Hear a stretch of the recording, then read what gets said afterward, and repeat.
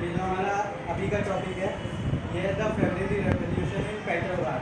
इसके पीछे का बैकग्राउंड बताने से पहले आप लोगों को पेट्रोग्राड जो सिटी थी उसके बारे में कुछ बताता हूँ कि जो जर्मनी था, मतलब वर्ल्ड वॉर का टाइम पीरियड है। आपने पिछले वीडियो में अगर देखा है तो कनेक्ट कर सकेंगे कि हम वर्ल्ड वॉर के एंड तक आ चुके हैं। और ये जो अब जो हम टॉपिक पढ़ रहे हैं ये 1917 का है, जब रेवोल्यूशन आता है रशिया में। रशिया का जो रेवोल्यूशन था वो मेन यही था, 1917 में होता है। ये डेट याद रखनी है आप लोगों को। और एक फरवरी के महीने में होता है और एक अक्टूबर के महीने में। ये दो जो रिवॉल्यूशन होते हैं, यानी क्रांति लाई जाती है लोगों के द्वारा बदलाव के लिए। जो उन्हें परेशानियां झेलनी पड़ रही थी उसमें बदलाव के लिए ये दो बार रिवॉल्यूशन आते हैं, एक फरवरी में और एक अक्टूबर में।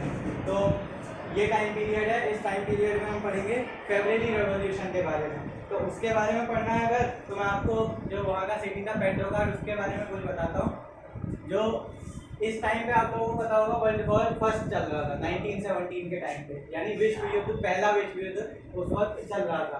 तो इस टाइम क्या होता है, रशिया में एक सिटी थी सेंट पीटर्सबर्ग। ये जो सेंट पीटर्सबर्ग नाम है ये एक जर्मन नाम है। और आप लोगों के अंदर एंटी जर्मन सेंटिमेंट्स थे, यानी जर्मनी के लोगों के प्रति उनके अंदर बहुत ज़्यादा गुस्से की भावना थी। वो इसलिए जो ये सिटी था, एक जर्मन नेम है सेंट पीटर्सबर्ग। उन लोगों ने क्या किया, इस नाम को हटाया और अपना जो कैपिटल सिटी था रशिया का कैपिटल, उसका नाम रख दिया पेट्रोग्राड। तो अब जो पेट्रोग्राड सिटी है, मैं आपको उसका लेआउट एक बताता हूँ। इसमें क्या होता है, एक रिवर थी नेवा। ये जो पूरा सिटी था ये दो हिस्सों में बटा हुआ था, रिवर के दूसरी साइड और ये जो नदी है इसके इस साइड में। इस रिवर का नाम था नेवा। ये आपको 1 मार्क्स में क्वेश्चन बन जाता है कि रशिया में जो रिवर थी जिसको जो बांटती थी उन दोनों बैंक को आपस में, उसका नाम बताओ। तो उसका नाम आप लोग देंगे नेवा। अब काम की बात, ये जो नेवा रिवर है, अब इसका जो लेफ्ट बैंक था, यानी इसका जो उल्टी साइड का किनारा था, उस साइड विंटर पैलेस और सारे जो फैशनेबल चीजें थी यानी बिल्डिंग्स थी वो सारी इसके लेफ्ट बैंक में थी। और इसका जो राइट बैंक था वहाँ पे सारी इंडस्ट्री फैक्ट्रीज थी, यानी जितना भी लोअर स्ट्रेटा था वो यहाँ काम करता था। और फैशनेबल जो अच्छे अच्छे बिल्डिंग्स थी वो इसके लेफ्ट बैंक में थी। हम पता कैसे करोगे कि लेफ्ट बैंक कौन सा राइट कौन सा है, वो हम जो नदी है उसके फ्लो से पता करते हैं। अगर नदी इस साइड बह रही है तो ये जो पर्सन है ये यहाँ खड़ा है, तो अगर इसको आप ऐसे इमेजिन करोगे ये नदी इस साइड को बह रही है और मैं यहाँ खड़ा हूँ, तो मेरा ये राइट हैंड है, ये हो जाएगा राइट बैंक नदी का, और ये लेफ्ट हैंड लेफ्ट बैंक हो जाएगा। तो इससे समझ सकते हैं इस आदमी के लेफ्ट हैंड की साइड में ये लेफ्ट बैंक था और ये राइट बैंक, यानी किनारा समझिए, ये उल्टा किनारा और ये सीधा किनारा। इतना समझ में आया आप लोगों को। तो ये पेट्रोग्राड सिटी था। जब वो फरवरी में रिवॉल्यूशन आना है लोगों को, तो ज्यादा उन्हें सफर नहीं करना पड़ेगा, सीधा वो लोग यहाँ से उठ के जाएंगे और यहाँ पे हम धावा बोल देंगे इस विंटर पैलेस को। तो अब क्या होता है, सिचुएशन पढ़ेंगे सिटी में। ये मैंने आपको लेआउट समझाया कि कैसे रिवॉल्यूशन हो सकता है। एक मैप पर आप विजुअलाइज कीजिए इन सारी चीज़ों को, अपने मन में सोचिए कि नदी कैसी रही होगी। और विंटर पैलेस आपकी बुक में कई जगह फोटो दिया होगा जहाँ डिमॉन्स्ट्रेशन जो लोग आंदोलन कर रहे हैं, विंटर पैलेस की फोटो दी हुई है कई जगह, आप लोग उसे देखिए। और इंडस्ट्री में फैक्ट्री, ये सारा आप इमेजिन कर लीजिए अपने मन में। इसके बाद हम सिचुएशन पढ़ेंगे जो रशिया में थी उस वक्त, फूड शॉर्टेज यानी खाने की कमी। उसके बाद बैड वेदर, मौसम बहुत ज़्यादा खराब थे रशिया में। हार्श विंटर होता है, यानी इतनी बहुत ज़्यादा ठंड पड़ती है, टेम्परेचर बहुत ज़्यादा नीचे गिर जाता है। उसके बाद जो ज़ार था, ज़ार कौन था, रशिया का राजा, उसका नाम था, तो हिंदी मीडियम के हैं हम ऐसे लिखेंगे ज़ार निकोलस II। ये था रशिया का राजा। आप लोगों में से बहुत लोगों को पता भी होगा जिसने प्रीवियस वीडियोस देखी है वो कनेक्ट कर पा रहे होंगे इसको। ये जो ज़ार निकोलस II था, उस टाइम पे इसके मन में एक इच्छा होती है। क्या इच्छा होती है कि आप लोगों ने अगर पिछले वीडियो देखे हैं तो हमने उसमें ये भी पढ़ा था कि इन सारी चीज़ों के चलते लोग लगातार आंदोलन में खड़े हुआ करते थे और राजा के ऊपर बहुत ज़्यादा प्रेशर बनाते थे। तो एक हमने ब्लडी संडे वाला इंसिडेंट आपको बताया था जिसमें जो लोग आंदोलन कर रहे थे राजा के खिलाफ, तो राजा ने आदेश दिया था कि जाओ अपने सैनिकों से इन लोगों को संभालो। तो उन्होंने जब उन पर गोलीबारी कर दी थी, उनका जो लीडर था वो था फादर गैकॉन।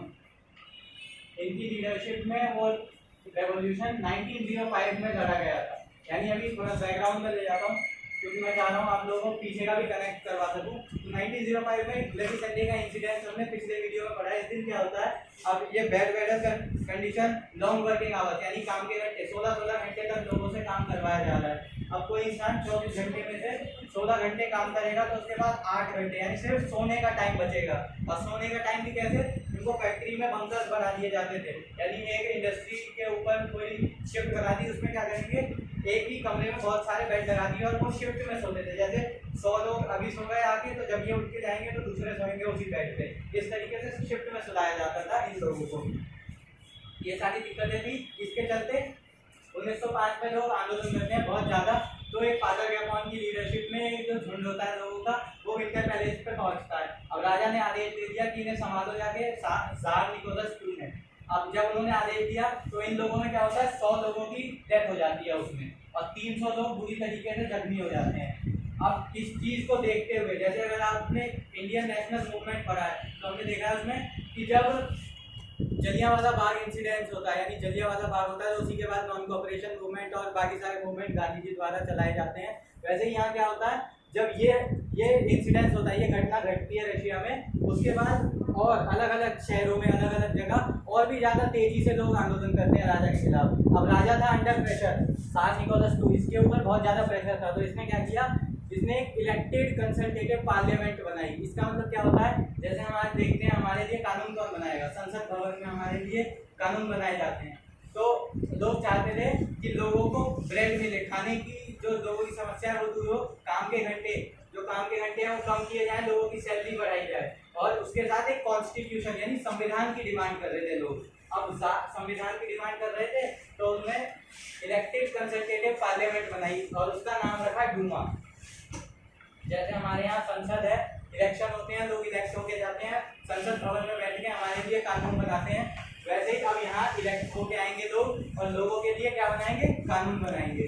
अब कानून बनाएंगे और उसके बाद लॉजिक क्या होता है कि जो पहली डूमा बनती है, यानी आप लोग समझ जाए कि जो पहली डूमा यानी पहली बार जो इलेक्शन होते हैं उसके जो मेंबर होते हैं उसको 75 दिन के अंदर ज़ार निकोलस II के द्वारा डिसॉल्व कर दिया जाता है। रीजन, काम ठीक से नहीं कर रहा, राजा को इतना काम पसंद नहीं आ रहा, ये रीजन होता है पहली डूमा, यानी पहली सरकार को 75 दिनों के अंदर डिसॉल्व कर दिया। अब इसका काम क्या होगा, ये जो डूमा है, राजा तो रहेगा, ज़ार निकोलस II तो रहेगा, लेकिन जो वो डिसीजन लेगा उसमें ये लोग इनके साथ मीटिंग करेंगे, राजा इनसे विचार विमर्श करेंगे, डिस्कशन करेंगे कि ये फैसला लिया जाना चाहिए, इसके क्या ड्रॉबैक्स हो सकते हैं, क्या मुसीबतें हमें झेलनी पड़ सकती है अगर हम ये फैसला लेते हैं। तो मतलब कुछ भी डिसीजन लेना है तो अब डूमा की सहायता यानी उसकी राय देनी पड़ेगी राजा को। राजा को ये चीज़ें पसंद नहीं आ रही थी ज़ार निकोलस II को, उसने पहली डूमा को 75 दिन के अंदर डिसॉल्व कर दिया।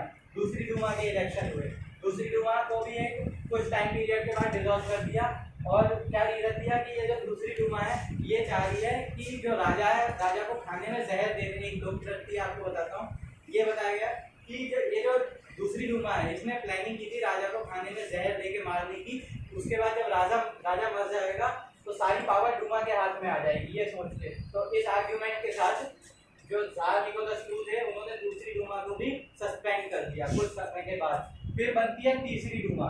अब आप लोगों के मन में सवाल, जब पहली नहीं टिकी, दूसरी नहीं टिकी, तो क्या गारंटी है कि ये तीसरी टिक जाएगी? लेकिन इसकी गारंटी मैं आप लोगों को देता हूँ, क्योंकि ये तीसरी टिक जाएगी। इसमें जो लोग थे वो थे, अब समझना बात को, पहली डूमा में सोसाइटी का लोअर स्ट्रेटा था, जो लोग गरीब थे वही उठ के आए थे, तो उन लोगों के द्वारा ही इसको लीड किया जा रहा था। तो वो गरीबों के बारे में भी सोचेंगे, उनके बारे में भी अपने कानून देंगे, तो उनको डिसॉल्व किया। सेकंड डूमा में भी ऐसे ही लोग थे, उनको भी डिसॉल्व कर दिया। लेकिन ये जो थर्ड डूमा थी, पिछले वीडियो में मैंने आपको लिबरल्स, रेडिकल्स और कंजर्वेटिव्स के बारे में भी बताया था। लिबरल्स वो लोग थे जो चेंज चाहते थे धीरे धीरे, यानी धीरे धीरे सोसाइटी में चेंज आए। रेडिकल्स वो चाहते थे कि इतनी ज़्यादा जब हमें दिक्कत है तो चेंज धीरे धीरे क्यों आए, एक साथ चेंज दिया हो सोसाइटी में। राजा आ गया, राजा को कल फांसी दे दो, मार के भगा दो उसे, सब डेमोक्रेटिक लोकतांत्रिक तरीके से रूल करने लग जाएंगे, ऐसा रेडिकल्स का मानना था। और कंजर्वेटिव्स थे राजा के सपोर्टर, उन्हें हम ज़ार के सपोर्टर्स कहते हैं, ज़ार के सपोर्टर्स, जो ज़ार प्रो ज़ारिस्ट थे, यानी प्रो ज़ारिस्ट जो ज़ार के सपोर्टर थे, वो चाहते थे चेंज ना आए, क्योंकि राजा ने उन्हें अपने अंडर में काम दे रखा था। अब मान लो एक सिंपल सा एग्जांपल देता हूँ, मैं आपकी क्लास का मॉनिटर हूँ और मैं अच्छी तरीके से काम नहीं कर रहा, किसी भी बच्चे का झूठा मूठा नाम लगा देता हूँ और उसको फंसा देता हूँ जिसको मैं पसंद नहीं करता, जिस बच्चे को, तो ये तो एक गलत बात हो गई। अब आप लोग चेंज चाहोगे कि मॉनिटर को हटा दिया जाए, लेकिन क्या मैं चेंज चाहूँगा? क्योंकि आप लोग चेंज चाहोगे तो संभावना बनेगी कि आप लोग पावर में आ सकते हो, मॉनिटर बन सकते हो, लेकिन मैं पावर में हूँ, मैं चेंज नहीं चाहूँगा, क्योंकि अगर चेंज आएगा तो मुझे अपनी पावर से हटना पड़ेगा। तो मैं चेंज नहीं चाहूँगा। सेम चीज़ थी कंजर्वेटिव्स के साथ, वो भी चेंज नहीं चाह रहे थे। और ये जो तीसरी डूमा बनी थी, ये तीसरी डूमा पूरी कंजर्वेटिव से बनी हुई थी, जो राजा के सपोर्टर थे। अब आप लोग सोचेंगे कि यही रीज़न हो सकता है कि जब ये राजा के सपोर्टर है तो राजा इन्हें क्यों डिसॉल्व करेगा, क्यों इन्हें राजा डिसॉल्व करेगा। और ये 75 दिन का टाइम पीरियड, ये भी सेकंड डूमा भी कुछ टाइम पीरियड, और ये जो तीसरी डूमा थी ये पूरे 5 साल का टाइम पीरियड कवर करती है। यानी पूरे 5 साल तक ये राजा के अंडर में काम करती है, और फिर इलेक्शन होते हैं तो फिर तीसरी डूमा इलेक्ट होकर आ जाती है। तो ये मैंने आपको एक लेआउट बताया, वहाँ का जो पॉलिटिकल स्ट्रक्चर था उस बारे में, राजनीतिक जो स्ट्रक्चर था उस बारे में। अब आप लोग समझ सकते हैं, जो आप लाइन में बताऊंगा कनेक्ट कर पाओगे। अब फूड शॉर्टेज रशिया में कब? 1917 फरवरी में क्रांति आएगी, पहली वाली जो मैंने आपको बताया। ये दो क्रांति, एक फरवरी में एक अक्टूबर में, तो अभी हम फरवरी पे फोकस करेंगे। फरवरी वाली क्रांति में क्या होगा? यही सारी कंडीशन, फूड शॉर्टेज, खाने की कमी, बैड वेदर कंडीशन, और इसी के साथ जो राजा था ज़ार निकोलस II, उसके मन में इच्छा हुई कि अब वो तीसरी डूमा को भी डिसॉल्व करे। अब ये इच्छा क्यों हुई? तो आप लोग कनेक्ट करें कि 1917 के टाइम पे चल रहा है WW1, यानी वर्ल्ड वॉर 1 चल रहा है उस टाइम पे, और इस बीच राजा के बहुत सारे सिपाही, लगभग 7 मिलियन सिपाही मारे गए। राजा के ऊपर प्रेशर, दुख, ऊपर से ओपिनियन इनके अलग अलग, कभी मतभेद हो जाता है इनके विचारों में, तीसरी डूमा राजा के विचारों में। तो राजा सोचता है कि इसको मैं डिसॉल्व कर देता हूँ, राजा के मन में ये इच्छा होती है कि इसको मैं डिसॉल्व कर देता हूँ। अब आगे क्या हुआ? 22 फरवरी के दिन, अब इसको पैरेलल रखेंगे आप लोग अपने दिमाग में, और इसी के साथ मैं आपको एक इंसिडेंट बताता हूँ। अब आगे क्या हुआ, इस चीज को आप पैरेलल अपने दिमाग में रखेंगे। क्या? फूड शॉर्टेज, यहाँ पे खाने की कमी, लंबे घंटे, और राजा के मन में, राजा ने उसको डिसॉल्व कर दिया, इसको तीसरी डूमा को डिसॉल्व कर दिया। अब क्या आप लोग क्या लगता है, तीसरी डूमा को जब डिसॉल्व किया तो क्या ये लोग खुश होंगे? बिल्कुल कुछ नहीं होंगे, इनके हाथ से पावर चली गई, ये लोग गुस्सा है, अब ये राजा के अगेंस्ट में हो गए, राजा के विरुद्ध हो गए। अब उसकी जो पॉलिसीज है उसके विरुद्ध हो गए, राजा का जो काम करने का तरीका है उसके विरुद्ध हो गए ये लोग। अब इसके पैरेलली क्या होता है, रशिया में 22 फरवरी के दिन एक फैक्ट्री में लॉकआउट होता है। यानी फैक्ट्री का जो एक होना था, जो मैंने बताया था, नेवा के इस साइड, नेवा जो नदी है उसके इस साइड सारी फैक्ट्री और इंडस्ट्री की, कहाँ पे? राइट बैंक पे, यानी सीधे हाथ की साइड। उस साइड क्या होता है, फैक्ट्री में एक लॉकआउट होता है। लॉकआउट यानी फैक्ट्री में तालाबंदी हो जाती है। अब वहाँ वैसे ही खाने की कमी, लोगों को और ज़्यादा गुस्सा आ जाता है, स्ट्राइक, जो वर्कर्स थे वहाँ पे वो हड़ताल पे बैठ जाते हैं। और many women also led the strikes these days came to be recognized as International Women's Day। अब क्या होता है, 22 फरवरी, इस जो आंदोलन था, जो लोग इकट्ठा हुए थे, इसमें महिलाएं भी आई, महिलाओं ने भी बहुत ज़्यादा बढ़ चढ़ के इसमें भाग लिया। तो 22 फरवरी को रशिया में इंटरनेशनल वुमेन्स डे के नाम से सेलिब्रेट किया जाता था। अब आपके मन में क्वेश्चन कि जो इंटरनेशनल वुमेन्स डे है वो तो 8 मार्च को मनाया जाता है हमारे इंडिया में, और यहाँ 22 फरवरी चल रहा है, ऐसा क्यों? ये होता है कैलेंडर का डिफरेंस। टॉपिक से थोड़ा सा हट के मैं आप लोगों को एक चीज समझा रहा हूँ, कैलेंडर का डिफरेंस। हम जो आज नॉर्मल कैलेंडर यूज करते हैं वो है ग्रेगोरियन कैलेंडर, और उस समय रशिया में जो कैलेंडर यूज होता था वो था जूलियन कैलेंडर। इसमें फर्क क्या है? ये जो जूलियन कैलेंडर है, इस कैलेंडर से 13 दिन पीछे चलता है, यानी 13 दिन, अगर आप इसमें 22 में 13 जोड़ेंगे फरवरी में, तो लगभग 8 मार्च के बाद 7 मार्च हो जाएगा, और अगले दिन मनाया जा रहा है। तो ये कैलेंडर का डिफरेंस समझ में आया? जूलियन कैलेंडर 13 दिन पीछे चलता है, इस वजह से इंटरनेशनल वुमेन्स डे 22 फरवरी, और इंडिया में 8 मार्च। और एक मेन चीज क्वेश्चन आ जाता है, अब उसके अगले ही साल से, यानी 1918 से ही वहाँ पे भी ग्रेगोरियन कैलेंडर लागू कर दिया गया था रशिया में। ये थोड़ा सा अलग टॉपिक से मैंने आप लोगों को बता दिया जनरल नॉलेज के लिए। इसके बाद क्या होता है, democracy reach to the centre of capital city Nevsky Prospect, यानी जो वहाँ का कैपिटल था उस वक्त रशिया का, जैसे इंडिया का कैपिटल क्या है, दिल्ली, इंडिया की राजधानी अगर पूछते हैं मानी जाती है, और दिल्ली है, और उस समय रशिया का कैपिटल था नेव्स्की प्रोस्पेक्ट।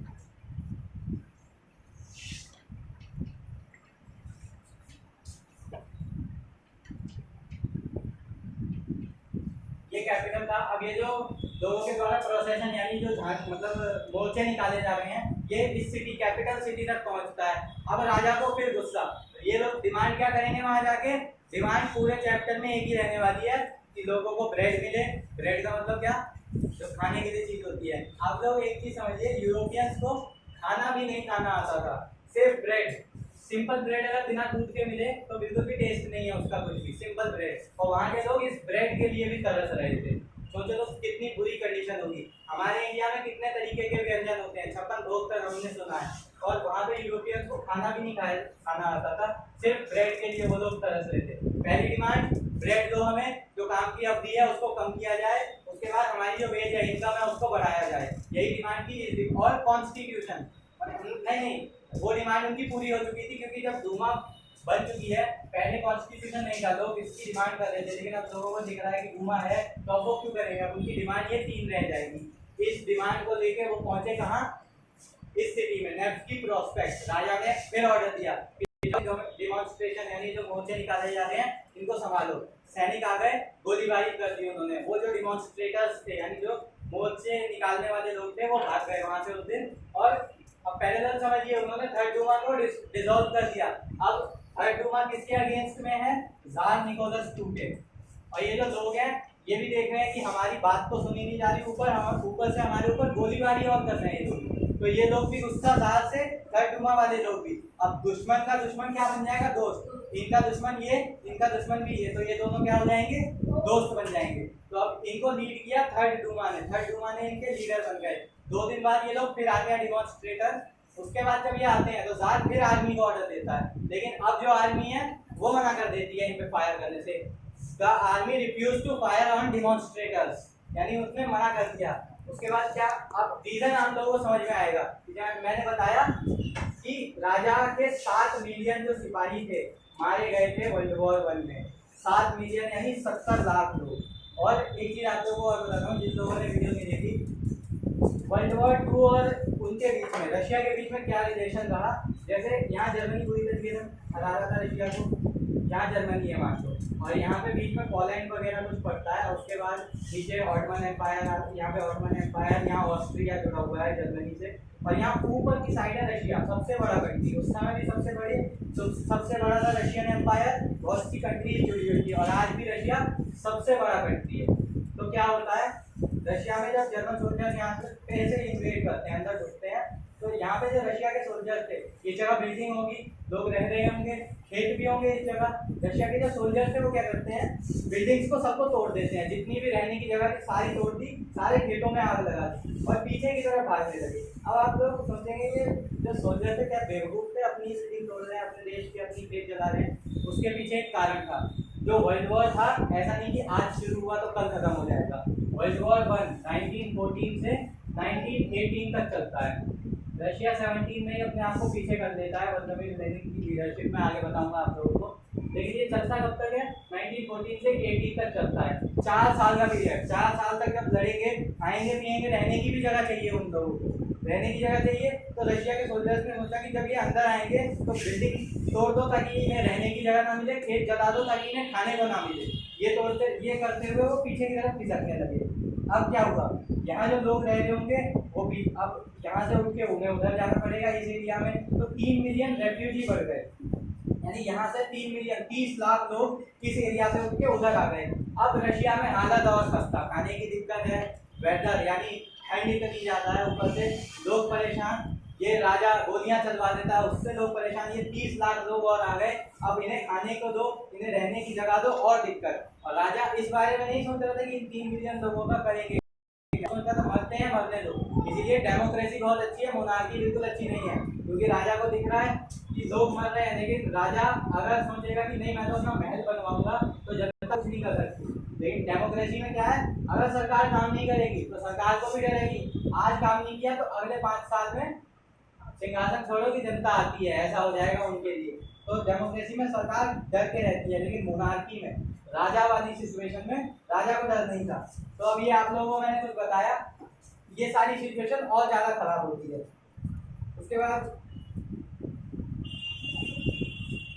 जब यहाँ पे पड़ता है सिपाहियों ने मना कर दिया, आप समझ में आएगा। जब 7 मिलियन सिपाही मर चुके हैं, यहाँ से जर्मनी जब आता है तो इनके रशिया के 7 मिलियन 70 लाख लोग भी मारे गए सिपाही जो थे। तो सोल्जर्स बिल्कुल भी लड़ना नहीं चाह रहे थे इनसे, इसी वजह से कि उन्हें दिख रहा है कि हमारा कंट्री इतना बड़ा, हमारी आर्मी इतनी बड़ी है, फिर भी हम मारे जा रहे हैं, हम लोग हार रहे हैं, तो ऐसे राजा के अंडर में काम करके क्या फायदा। सोल्जर्स बिल्कुल भी वॉर नहीं करना चाह रहे थे, वो चाह रहे थे वॉर जल्दी से खत्म हो, हम अपने घर वापस लौटें। अब समझ में आया, कनेक्ट कर पा रहे हो आप लोग? अब क्या होता है, जब सोल्जर्स नहीं लड़ना चाह रहे थे, अब राजा ने जब ऑर्डर दिया तो इन्होंने मना कर दिया कि हम आंदोलनकर्ताओं पे नहीं करेंगे आक्रमण, आपसे कुछ समझ नहीं रहा, आप सिंहासन छोड़ दो। अब सिंहासन छोड़ दो की बात कर दी। अब जो राजा का कमांडर था, ज़ार निकोलस II का कमांडर, उसने राजा को ये एडवाइस किया, सलाह दी कि देखो तुम्हारी पावर थी तुम्हारी आर्मी, अब जब लॉजिक है, तुम्हारे पास तुम्हारी आर्मी नहीं है तो तुम अकेले तो संभाल नहीं सकते सब कुछ, अब सिंहासन छोड़ो, और मतलब सिंहासन अब तुम छोड़ ही दो। तो क्या होता है, 2 मार्च, ये डेट याद रखेंगे, 2 मार्च 1917 में क्या होता है, राजा अपना सिंहासन छोड़ देता है। Tsar Nicholas II abdicated the throne of Russia, यानी जो ज़ार निकोलस II था वो अपना सिंहासन छोड़ देता है। अब सिंहासन छोड़ दिया तो अब क्या होता है, ये जो लोग थे आंदोलनकर्ता मोर्चे वाले, इन्हीं में से कुछ लोगों की टुकड़ी जाती है, उससे 1-2 दिन बाद राजा के महल में, महल का नाम क्या था,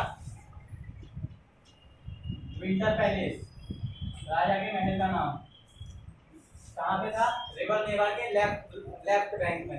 कुछ लोग, उन्हीं में से कुछ लोगों की टुकड़ी जाती है, मतलब टुकड़ी मतलब ग्रुप जाता है राजा के पास कि राजा आप छोड़ दो, और जब वो जाते हैं तो तभी कमांडर एडवाइस करते हैं कि छोड़ दो, और 2 मार्च को फाइनली सिंहासन छोड़ दिया जाता है। अब इस टुकड़ी में क्या होता है, ये जो ग्रुप गया है, ये ग्रुप ही अपने आप को पेट्रोग्राड सोवियत, पेट्रोग्राड सोवियत, यानी आपको मैंने बताया था Saint Petersburg, anti German sentiment की वजह से पेट्रोग्राड नाम दे दिया। और सोवियत का मतलब क्या होता है, सोवियत का मतलब अगर टर्म वर्ड पे जाओगे तो इसका सिंपल सा मतलब है ग्रुप, और पेट्रोग्राड शहर था, यानी पेट्रोग्राड का ग्रुप, पेट्रोग्राड जो सिटी है उसका ग्रुप, तो वो अपने आप को बताते हैं पेट्रोग्राड सोवियत, और वो अपनी गवर्नमेंट वहाँ पे स्थापित करते हैं।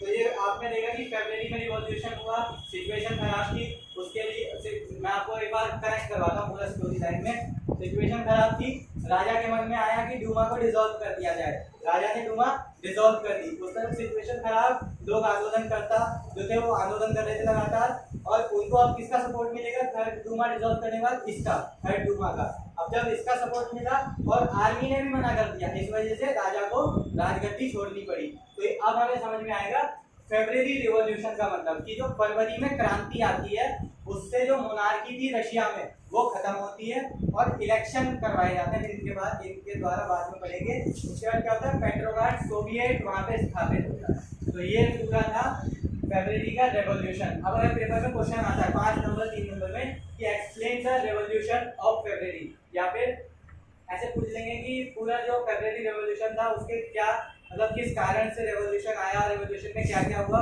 वो सारी चीजें लिखो। तो आप लोग लिख सकते हैं वेदर कंडीशन खराब, डूमा का डिसॉल्व होना, सोल्जर्स नहीं लड़ना चाह रहे थे और लोग गए वहाँ पे, सोल्जर्स ने मना कर दिया, ये सारा लिखना है आपको इसमें। तो आप लोगों को, और ये डेट्स याद नहीं होती कोई बात नहीं, सिर्फ पहली बार में स्टोरी याद रखो, उसको जब आप दूसरी बार पढ़ोगे तीसरी बार पढ़ोगे बुक से तो आपको डेट ऑटोमेटिक कनेक्ट करेगा दिमाग में। ऐसे कभी लेके नहीं बैठना कि हाँ ये डेट्स याद करनी है, इससे आपके दिमाग पे प्रेशर पड़ेगा, और जब प्रेशर पड़ेगा तो पढ़ाई नहीं हो पाएगी। पढ़ाई करना है, उसका प्रेशर नहीं लेना अपने ऊपर। तो ये पूरा मैंने आपको फेब्रुअरी रेवोल्यूशन बताया। अब इसके बाद हम पढ़ेंगे February revolution and after March, यानी अब रेवोल्यूशन आ गया, पेट्रोग्राड सोवियत बन गया, अब क्या होगा, अब रशिया में सरकार कैसे चली, और क्या अब जो दिक्कतें थी, खाने की कमी थी, ये सब, ये सारी दिक्कतें अब मतलब ठीक हुई सरकार के द्वारा या नहीं, तो ये सब हम पढ़ेंगे आफ्टर मार्च वाले टॉपिक में।